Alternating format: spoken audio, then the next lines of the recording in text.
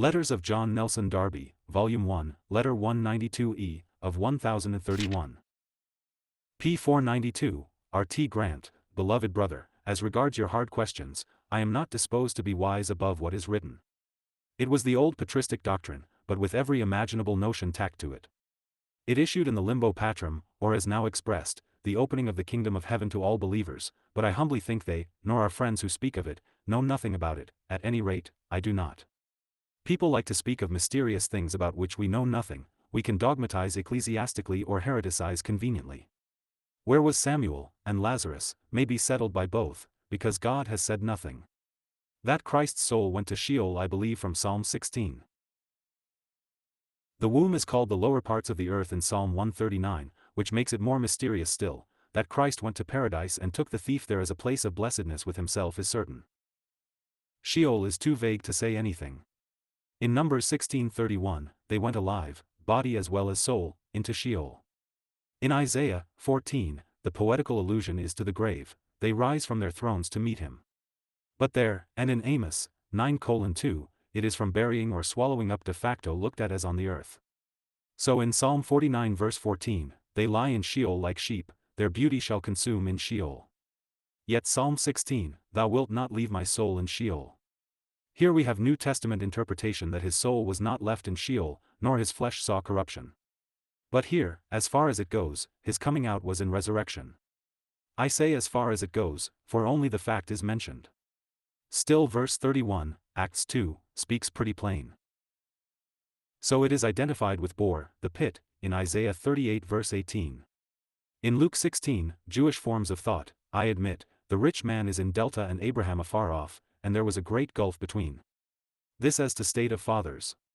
All this the fathers made physical truth out of, as some would now, and had a kind of extension on the side of the earth, a cage of happy birds, and hence prayed for the saints to be soon out of it and in the beatific vision, which afterwards came to be praying to them, as to which the liturgy was formally changed. Epiphanius, I remember, says even the Virgin Mary was prayed for, Christ was the only exception. But then every one had his own ideas pretty much, till it settled into purgatory in the Roman, not the Grecian Church. Jonah was in the belly of Sheol. It is evident the Old Testament saints were all in the dark as to it, with a lightning ray crossing in sometimes. As to 1 Thessalonians 4, them also which sleep in Jesus will God bring with him, I have no doubt at all it is after resurrection when he comes again. Jesus died and rose again, and will come, so the saints with him, and then in a parenthesis it describes how they get there, and in chapter 5 continues the bringing with him for the day of the Lord. Life and incorruptibility were brought to light by the gospel. All was dark before. The living, he shall praise thee. The present fruit of death was seen and outwardly they went into the grave, and all was dark beyond. Saul's being with Samuel was merely being a dead man, I apprehend. There was also the general idea, the spirit shall return to God who gave it. The passage in Acts makes it difficult to separate, for Christ, Hades and Paradise if he was in Sheol till the resurrection, but I believe Sheol is purposely vague and dark, as Hades merely means the invisible place. We know if we depart we are with Christ. But I do not profess to know much about it, nor do I think others do much more, nor pretend to know more than is said. I have not a concordance with me. I have quoted what occurred to my memory, there may be other passages which cast more light on it. Hoping ere long to see you, and with affectionate love to all the saints. Ever affectionately yours. Psalm 30 only gives the same, kept me alive, verse 3, shews it was a vague idea of what was past death.